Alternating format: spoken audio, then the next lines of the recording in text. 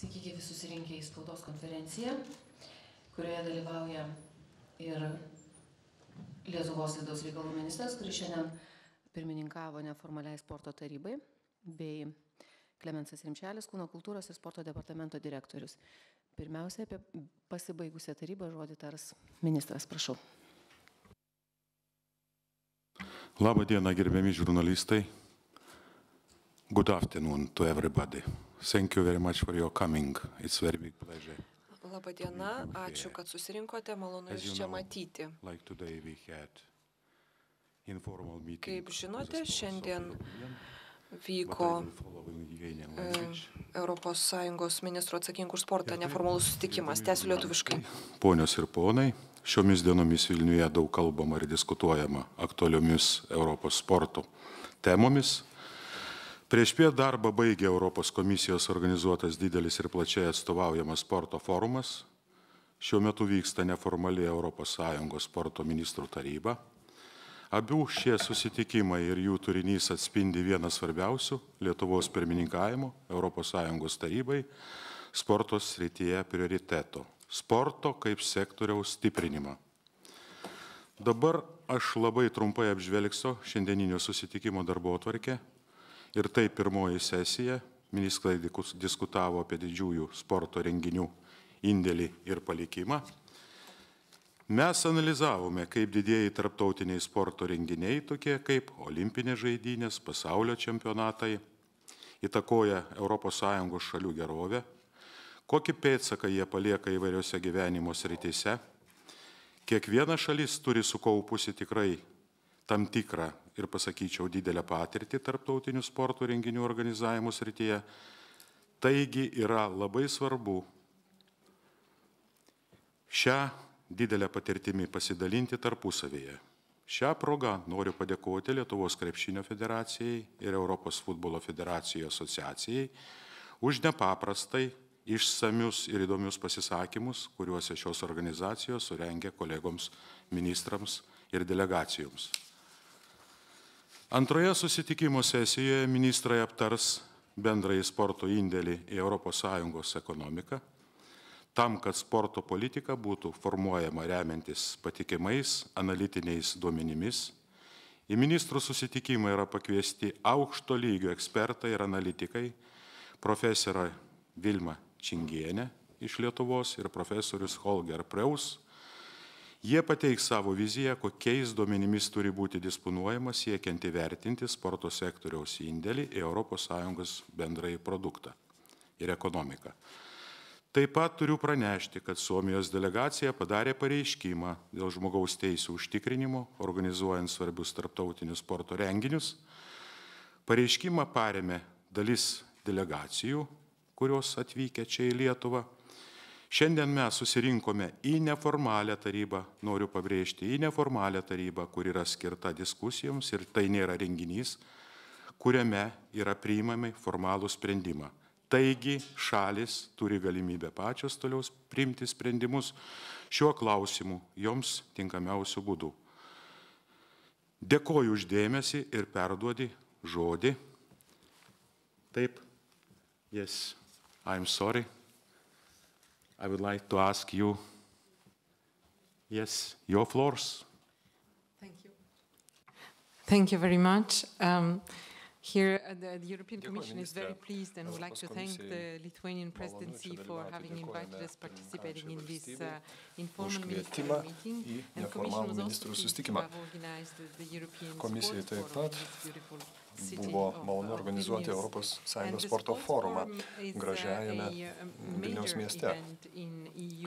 Tai kone svarbiausias ES sporto politikos renginys susirenka iš visos Europos sporto organizacijų ir kiti atstovai aptarti įvairių sporto klausimų. Į forumą sukvietėme įvairių sporto šakų atstovus, kalbėjomės apie ES sporto veiksmų planą 2011-2014 metams. Su sporto atstovais diskutavome apie tą darbų planą ir jų nuomonė buvo itin padrasinanti. Jie mus paragino parengti būsimo laikotarpio darbų programą. Mes pabrėžime, kad vienas iš politikos tikslų yra raginti visuomenę daugiau užsiimti fizinę veiklą. Taip pat sudaryti sąlygas sportininkams derinti sportininko karjerą su išsilavinimu ir kitą karjerą. Komisija nori padėti valstybėms narėms keistis sektina praktika šitoje srityje. Vyko atskira diskusija ta tema apie sportininkų dvejopą karjerą. Komisija taip pat pristatė naują programą skirtą jaunimui, mokymams, švietimui ir sportui. Ta nauja programa vadinama Erasmus+. Pirmą kartą programa numato atskirą finansavimo srautą skirtą sportui visos ES mastu iki 20 metų. Pakvietėme ir dalyvaujančių sporto organizacijų ir apskritai visų sporto organizacijų atstovus dalyvauti programoje. Esame tikri, kad jos pateiks kokybiškų ir įdomių projektų, kurie gaus europinę paramą. Nuo 2007 metų Europos Sąjunga suteikė maždaug 22 milijonus eurų parengiamiesiems veiksmams ir projektams. Jau turime pirmuosius rezultatus. Vadinasi, tos priemonės Europos sporto organizacijoms, sportininkams, bet taip pat ir visuomeniai duoda naudą. Kalbėjome apie įvairius projektus, apie rezultatus. Vyko forumo metu paroda, kur buvo pristatomi įvairūs projektai, kad sporto reikšmė ir svarba visuomeniai visos ES mastu ir vietose būtų išryškinta. Nauja programa dėmesį skiria mėgėjų sportui. Labai įdomu buvo išgirsti sportininkų pranešimus. Beje, dalyvavo Lietuvos krepšinio žvaigždė ponas Šarūnas Marčiulionis, atleiskite, kad ne visai tiksliai ištariau pavardę. Dalyvavo ir kiti sportininkai, jie papasakojo apie savo pavyzdžius, kaip jiems sekėsi derinti sportininko karjerą su išsilavinimu. Komisijos įsitikinimu, dvejopa karjera sportininkams nepaprastai svarbu. Svarbu, kad jiems priverstinai nereikėtų rinktis tarp sporto arba išsilavinimo. Norėtume išvengti tokių situacijų, kai talentingi jaunuoliai turi atsisakyti sporto tam, kad galėtų siekti išsilavinimo. Taryba gegužės mėnesį priėmė gaires dėl dvejopų karjerų sportininkų gyvenime. Ir pagal tą dokumentą mes galėsime stebėti, ar mūsų teikiama parama sportininkams yra naudinga, ar padeda užtikrinti tą dvejopą karjerą. Komisija remia priemonės skirtas visuomeniai, reklamuojant ir propaguojant aktyvesnę fizinę veiklą. Tarybos prašymų mes pateikėme pasiūlymą dėl tarybos rekomendacijų. Tikiuosi, kad Lietuvai pirmininkaujant netrukus ta rekomendacija bus patvirtinta. Dar sykį dėkoju pirmininkančiai Lietuvai už galimybę išdėstyti mūsų nuomonę. Ačiū komisijos atstoviai. Dabar žodis kolegai.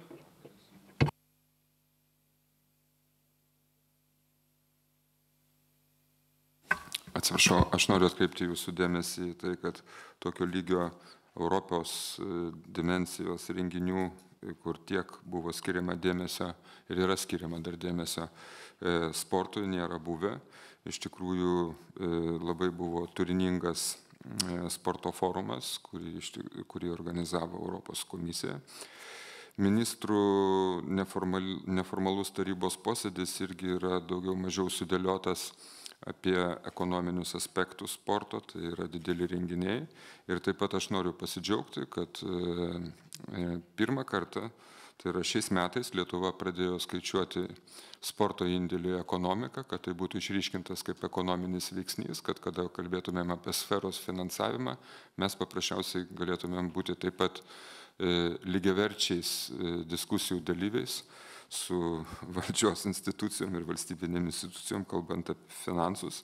Ir šitoj vietoje noriu atkreipdėmėsi, kad pradiniai skaičiavimai ir rezultatai yra tikrai kol kas nedideli, todėl kad pagal nusistovėjusią metodiką mes pradedam skaičiavimus nuo 2008 metų, o mes puikiai žinome, kad prasidėjo krizė ir tikimės perspektyvoje po metų turėti rezultatus solidžius, kaip būtent išryškinant sportą, kuris tikrai daro didelį įtaką ekonomikai. Tai dar kartą aš noriu irgi padėkoti daktarei Vilmai Čingienei už darbą ir taip pat statistikos departamentui, taip pat už šį sunkų darbą. Noriu tik atkreipti dar dėmesį, kad ES lygių tokius skaičiavimus atlieka, mes būsim 5. valstybė. Ačiū. Ačiū kalbėjusiems, metas klausimams. Verslo žinios. Stasys Gudavičius. Tai gal galėtų būti kokie nors konkretesni skaičiai, tai kokia ta yra įtaka, kad ir didelių apskritai investicijų į sportą, didelių renginių, nedidelių renginių, kokia grąža yra visoje ES ir galbūt Lietuvoje taip pat. Ačiū. Šiandieninis neformalios tarybos tikslas ir buvo, kad tos valstybės, kurios yra parengusios metodiką, kaip tai paskaičiuota, kaip tik pateiktų tas metodikas ir šiandien jų valstybės tai padarė. Aš labai džiaugiuosi, kad viena yra iš tų valstybių Lietuva. Jūs visiškai teisus, tos išlaidos ir nauda iš tų išlaidų turi būti paskaičiuota. Šiandien kaip tik apie tai buvo kalbėta, pasidalinta patirtimi, kaip tai reikėtų padaryti. Lietuva skaičiavimus yra atlikusi. Ir mes juos galėtumėm pateikti, tai kas buvo pateikta šiandieniniai neformalioj taryboje.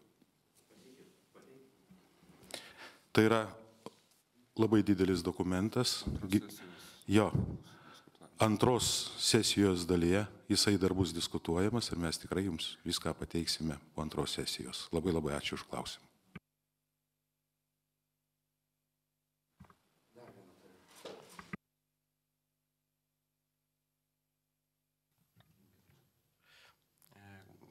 Galbūt galima būtų komisijos tada atstovės. Tokių spekulacijų yra, kad dideli renginiai, sporto renginiai nelabai gali būti rengiami mažose valstybėse. Nes neatsiperka. Tai jau yra kaip taisyklė, kaip įrodyta, reiškia, ar vis dėlto tai jokia netaisyklė. Tai vienas klausimas būtų. Ir ar 2014-2020 metų finansinėje perspektyvoje yra kažkoks konkretus skaičius, kiek ES galėtų investuoti į sporto sferą? Ačiū.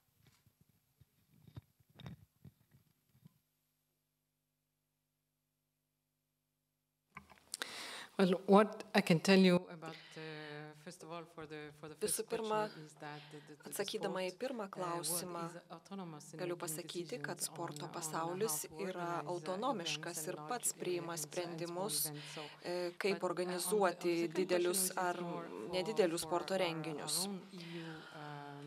O antras klausimas patenka į mūsų kompetenciją ir turiu pasakyti, kad kol kas dėl skaičių dar neapsispręsta. Teisėkūros institucijos, tai yra taryba ir Europos parlamentas turės priimti sprendimą dėl skaičių. Dėl daugiametės finansinės programos galiu pasakyti, kad tai bus finansinė programa aprėpsianti visas ES programas. Kalbant apie švietimo, mokymo, jaunimo ir sporto sritį, galėčiau pasakyti, kad yra numatoma 7 metams skirti 14 milijardų eurų arba daugiau, bet tai nėra galutinis skaičius. Galutinį skaičių galėsime pateikti, kai taryba ir Europos parlamentas patvirtins programą, taip pat kai bus patvirtintas naujos programos Erasmus Plus pagrindas. Aš norėčiau atsakyti į klausimą, pakartoti klausimą apie sporto renginių organizavimą mažose ir didelėse šalyse. Gal galėtumėt pakomentuoti? Kaip jau sakiau, Europos komisija čia nenustato taisyklių. Pats sporto pasaulis sprendžia dėl renginių. Žinoma, mes žiūrėsime, ar daromos investicijos yra tvarios. Buvo atliktas tyrimas, ne konkrečiai apie sporto renginius. Komisija atliko tyrimą, bandydama išsiaiškinti, kokia yra sporto vertė ir poveikis ekonomikai. Ir galiu pasakyti, kad sporto svoris, svarba didėja, tai yra auganti ekonomikos sritis. Ir sportas sukuria iki 1,7 procentų pridėtinės vertės, o darbo vietų kūrimo prasme sportas prisideda maždaug 2 procentais. Ir žinoma, tyrimas parodė, kad mažesnėse šalyse tas augimo potencialas yra gana didelis, nes sporto srities poveikis pasireiškia daugelį ekonomikos sričių, pavyzdžiui, turizmo srityje, taip pat ir plačioji visuomenė pradeda aktyviau sportuoti, o tai turi poveikio ir sporto įrangai ir infrastruktūrai. Šis atliktas tyrimas yra viešas ir informaciją apie jį galite rasti Europos komisijos interneto svetainėje. Komisijos atstovė, jeigu mes kalbam apie mažas šalis tokią Lietuvą, tai išlaidos infrastruktūrai turėtų būti realios ir proporcingos galimybėms. Tai yra pirmas dalykas. Antras dalykas, aš manau, kad infrastruktūra, kuri yra kuriama, turi būti planuojama, kad naudojama bus ilgą laiką ir ne vien sporto renginiams, pavyzdžiui, kultūrai, parodoms ir kitiems visuomenėms poreikiams. Ir į tokių renginių organizavimą turėtų būti labai stipriai įtraukiama vietos bendruomenė ir kaimininės valstybės, kurioms atvykti tuos renginius nėra taip toli ir kurios turėtų interesą čia atvykti. Ačiū labai. Ar dar bus klausimų? Dėkoju visiems susirinkusiems. Gerą vakarą.